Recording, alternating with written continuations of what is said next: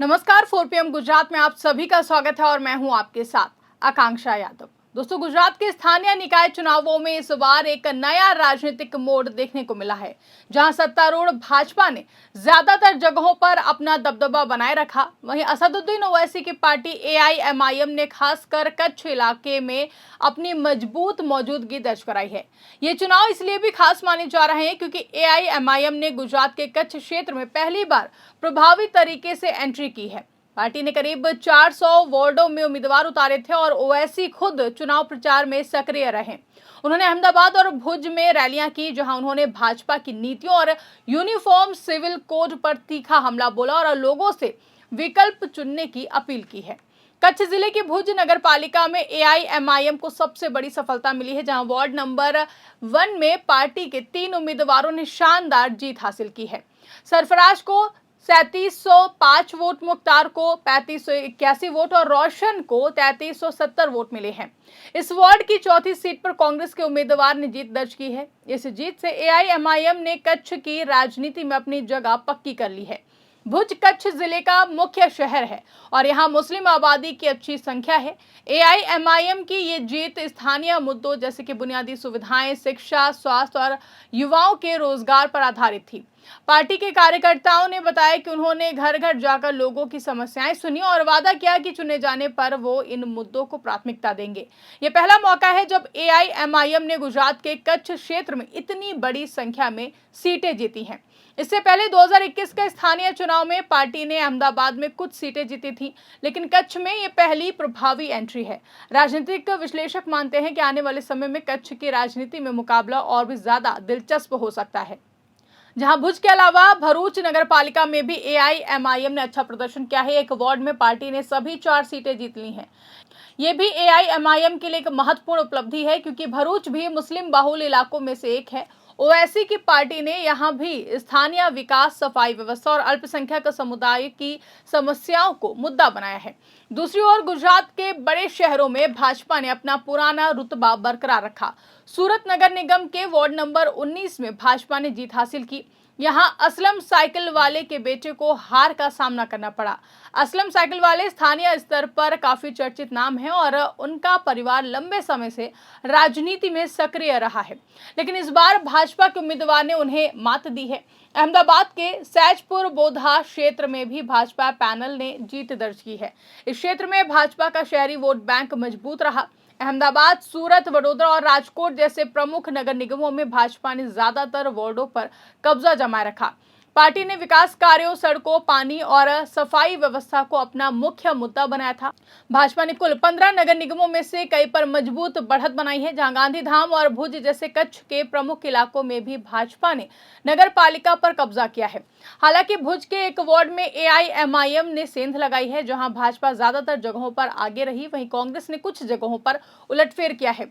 सूरत के झांखवा तालुका पंचायत सीट पर कांग्रेस उम्मीदवार किशोर चौधरी ने भाजपा की भावना वासवा को 171 वोटों से हराया है। आज सत्ता की आंखों में आंखें डालकर पत्रकारिता करना मुश्किल हो गया है। हमारे 4PM नेशनल यूट्यूब और फेसबुक चैनल को, जिसे आपका प्यार और विश्वास हमेशा से मिलता रहा है, उसे बंद करके सरकार ने साबित कर दिया है कि वो आपके सवालों से कितना डरती है। मुश्किल दौर है, लेकिन हम ना रुके थे और ना ही रुकेंगे। हम सच के लिए हमेशा लड़ते रहेंगे। ऐसे में 4PM यूपी को ज्यादा से ज्यादा ज्वाइन करें और स्वतंत्र पत्रकारिता को जिंदा रखने के लिए जितना हो सके उतना हमारा आर्थिक सहयोग करें। आपके सहयोग से ये जंग हम जीत कर रहेंगे। इस सीट भाजपा विधायक गणपत सिंह वसावा के प्रभाव वाले क्षेत्र में आती है, जहां कांग्रेस की ये जीत इसलिए महत्वपूर्ण है क्योंकि ये भाजपा के मजबूत गढ़ में हुई है। किशोर चौधरी ने स्थानीय किसानों और ग्रामीणों की समस्याओं जैसे सिंचाई, सड़क और स्वास्थ्य केंद्रों पर फोकस किया है। इस जीत से कांग्रेस कार्यकर्ताओं में उत्साह बढ़ा है। हालांकि कुल मिलाकर कांग्रेस का प्रदर्शन सीमित रहा है। गुजरात के इन निकाय चुनावों में 15 नगर निगम, 84 नगर पालिकाएं, 34 जिला पंचायतें और 260 तालुका पंचायतें शामिल थी। कुल करीब 9,992 सीटों पर चुनाव लड़ा गया। 4 करोड़ 18 लाख से ज्यादा मतदाता थे। मतदान 26 अप्रैल को हुआ और 28 अप्रैल को मतगणना हुई है। मतदान प्रतिशत औसतन 57% के आसपास रहा। नगर निगमों में कम मतदान हुआ, जबकि ग्रामीण पंचायतों में ज्यादा मतदान देखा गया। गर्मी के कारण 3 लोगों की हार्ट अटैक से मौत भी हो गई, जिससे चुनावी माहौल थोड़ा प्रभावित हुआ। वहीं ये चुनाव 2027 के गुजरात विधानसभा चुनाव से पहले एक सेमीफाइनल की तरह देखा जा रहा है। जहां भाजपा पिछले कई सालों से राज्य में मजबूत है। 2021 के स्थानीय चुनाव में भी भाजपा ने बड़ी जीत हासिल की थी। इस बार भी पार्टी ने सैकड़ों सीटें बिना मुकाबले जीत ली थी। एआईएमआईएम की एंट्री ने हालांकि राजनीतिक समीकरणों में नया रंग भर दिया है। ओवैसी की पार्टी मुख्य रूप से मुस्लिम वोटों पर फोकस करती है और अल्पसंख्यक अधिकार, शिक्षा और रोजगार जैसे मुद्दों को उठाती है। गुजरात में मुस्लिम आबादी करीब 9 से 10% है और कच्छ, भरूच, अहमदाबाद जैसे इलाकों में उनकी संख्या ज्यादा है। ओवैसी ने गुजरात में सक्रिय प्रचार किया और उन्होंने कहा कि भाजपा की नीति अल्पसंख्यकों के खिलाफ है और लोगों को एक मजबूत विकल्प की जरूरत है। एआईएमआईएम ने इस बार गुजरात में लगभग 400 वार्डों में उम्मीदवार खड़े किए। भुज और भरूच में मिली सफलता पार्टी के लिए मील का पत्थर साबित हो सकती है। राजनीतिक जानकारों का मानना है कि अगर एआईएमआईएम अपने संगठन को मजबूत करती रही और स्थानीय मुद्दों पर काम करती रही तो आने वाले विधानसभा चुनावों में भी वो कुछ सीटों पर प्रभाव डाल सकती है। हालांकि भाजपा का शहरी और ग्रामीण दोनों क्षेत्रों में मजबूत नेटवर्क अभी भी चुनौती बना हुआ है। आम आदमी पार्टी ने इस बार भी 5000 सीटों पर चुनाव लड़ा। पिछले 2021 के चुनाव में सूरत में 27 सीटें जीतकर पार्टी ने सबको चौंका दिया था, लेकिन इस बार कुछ सीटें जरूर मिली हैं मगर बड़े स्तर पर सफलता नहीं मिली है। साथ ही पार्टी को गुजरात प्रदेश महासचिव सागर रबारी जैसे नेताओं के इस्तीफे का झटका भी लगा है। कांग्रेस मुख्य विपक्षी दल के रूप में कुछ उलटफेर कर पाई है, लेकिन कुल सीटों में उसका हिस्सा सीमित रहा है। कांग्रेस ने ग्रामीण इलाकों में किसान और आदिवासी मुद्दों पर जोर दिया।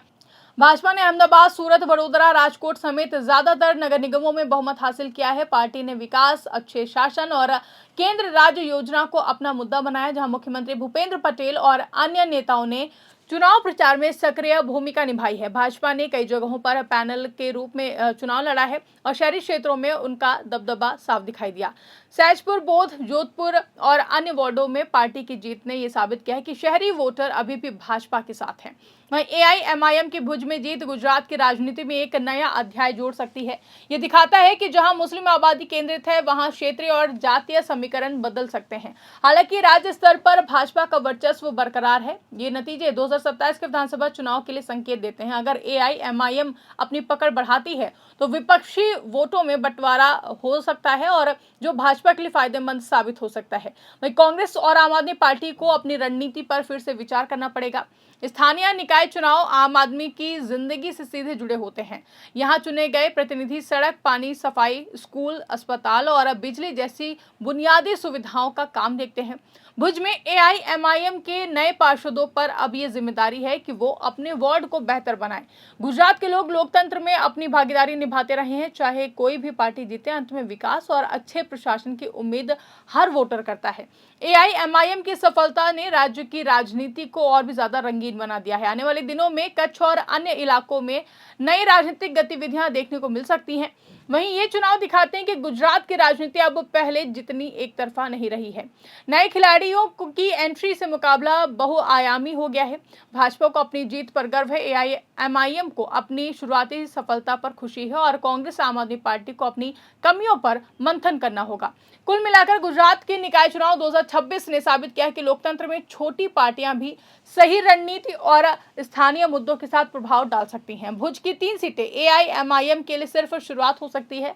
वह इस खबर पर आपकी क्या राय है, कमेंट करके हमें जरूर बताइएगा। फिलहाल के लिए इस खबर में बस इतना ही। ऐसी ही तमाम बड़ी और राजनीतिक खबरों के लिए आप बने रहिए और देखते रहिए 4PM गुजरात। धन्यवाद।